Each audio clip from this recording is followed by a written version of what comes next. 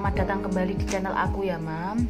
Gimana kabarnya Mam? Semoga kita semua selalu dalam keadaan sehat ya. Kali ini aku mau share tentang bagaimana cara mengatur keuangan bagi kita yang mendapatkan penghasilan harian ya teman. Dan penghasilannya tidak pasti. Dan untuk video kali ini aku mau ambil contoh untuk pedagang ya Mam, yang dari penghasilannya itu sebagian masih merupakan modal dari usahanya. Jadi pertama yang kita lakukan, kita tulis dulu apa saja kewajiban dan kebutuhan kita dalam 1 bulan ini.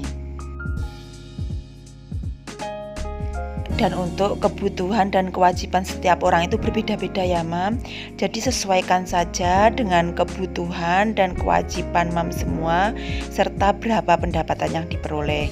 Ini hanya sekedar contoh untuk sharing, siapa tahu bisa memberikan manfaat untuk kita semua. Dan di sini untuk kewajiban, ini sudah aku tuliskan untuk nominalnya karena ini pasti tidak bisa ditawar untuk setiap bulannya. Sedangkan untuk kebutuhan ini masih relatif ya Mam. Kita sesuaikan dengan berapa penghasilan yang kita peroleh.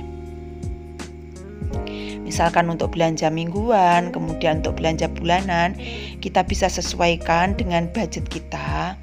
Kalau misalkan penghasilan kita minim, ya jangan memaksakan untuk pakai sampo atau sabun yang harganya mahal. Kita pilih mana yang sesuai dengan kantong kita. Begitupun untuk belanja sayur dan lauk, kita tidak usah beli lauk yang mewah-mewah. Yang penting setiap hari tetap ada asupan untuk sayur, buah, dan lauk.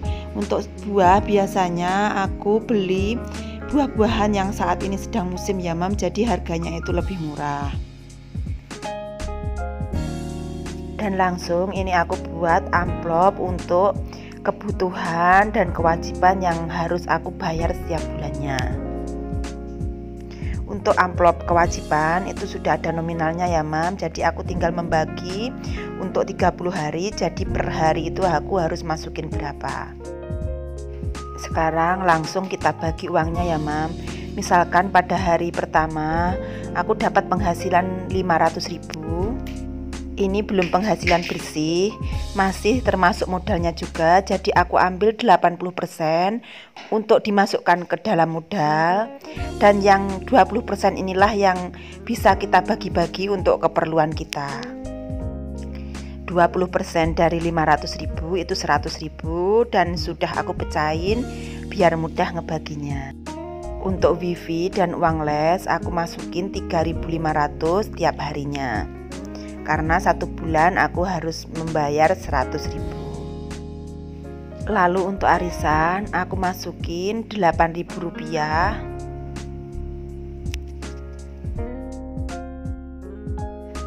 Untuk listrik aku masukin 7.000 rupiah per harinya. Alhamdulillah untuk amplop kewajiban itu sudah selesai ya Mam. Sekarang lanjut aku mau ngisi untuk tabungan dan sedekah. Kenapa tabungan dan sedekah aku letakkan di belakang kewajiban? Karena menurut aku yang paling utama itu kewajiban dulu ya Mam, baru sisanya aku nabung dan yang pasti sedekah.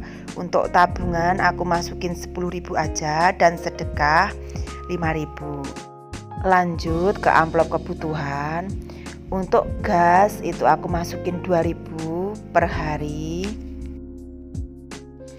Jadi untuk nominal di amplop kebutuhan itu aku sesuaikan dengan penghasilan yang aku dapatkan hari ini ya Mam. Kalau penghasilannya lumayan, aku masukkannya juga lebih banyak. Tapi kalau penghasilannya minim, ya aku masukkan sedikit. Pokoknya dicukup-cukupin aja. Nanti di akhir bulan kalau uangnya sudah terkumpul, baru kita itu bisa menganggarkan kebutuhan kita sesuai dengan uang yang kita miliki. Jadi kita berusaha mencukupkan dengan apa yang kita punya ya Mam. Disesuaikan saja dengan pendapatan kita. Dan setiap kali memasukkan uang ke dalam amplop selalu aku tulis biar nanti kita itu mudah ngeceknya. Untuk pulsa data ini aku masukin 3.000.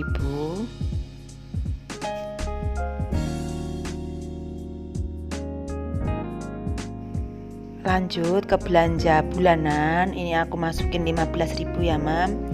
Karena memang budget aku itu 500.000, tapi karena hari ini penghasilannya 100, aku masukin 15.000 aja. Dan untuk belanja mingguan aku masukin 12.000.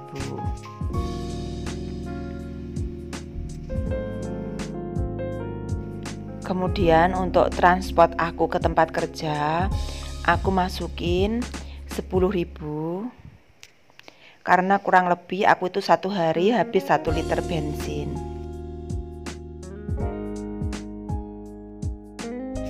Dan alhamdulillah setelah dibagi-bagi uangnya masih sisa 18.000. Ini akan aku masukkan ke dalam amplop terpisah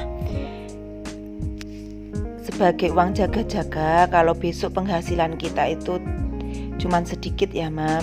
Tapi kalau misalkan kita itu masih aman-aman saja, uangnya di akhir bulan bisa kita tabung. Langsung lanjut ke hari kedua, ini dapat penghasilan 600.000 dan diambil untuk 80%-nya dimasukkan kembali ke dompet modal, dan yang kita kelola sisanya 20% yaitu sejumlah 120.000. Seperti biasa, ini langsung dimasukkan ke amplopnya masing-masing. Untuk ke amplop kewajiban itu nominalnya sudah pasti, jadi gampang.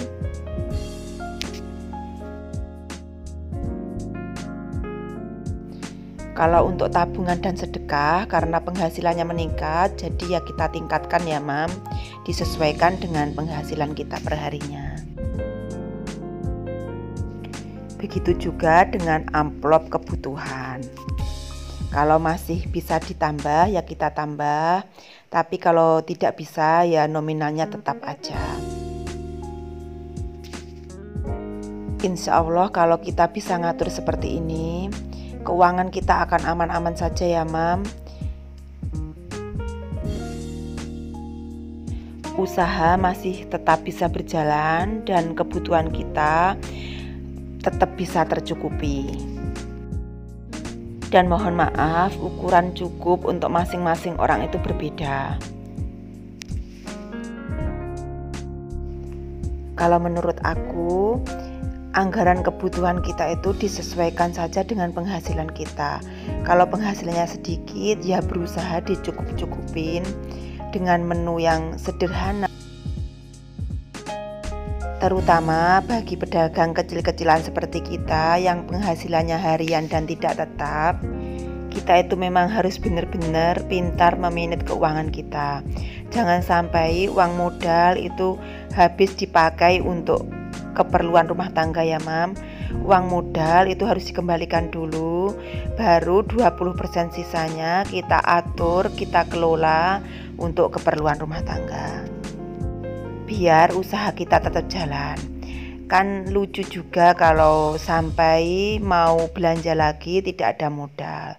Yang mau dipakai untuk keperluan rumah tangga apa? Mohon maaf ya Mam, aku tidak bermaksud menggurui atau merasa lebih pintar. Yang pasti kita itu sama-sama belajar. Ambil sisi positif dari video aku ini dan buang sisi negatifnya. Di sini aku tidak ada niatan apapun, aku cuman sharing, siapa tahu bisa bermanfaat bagi teman-teman semua yang mempunyai penghasilan harian dan tidak tetap.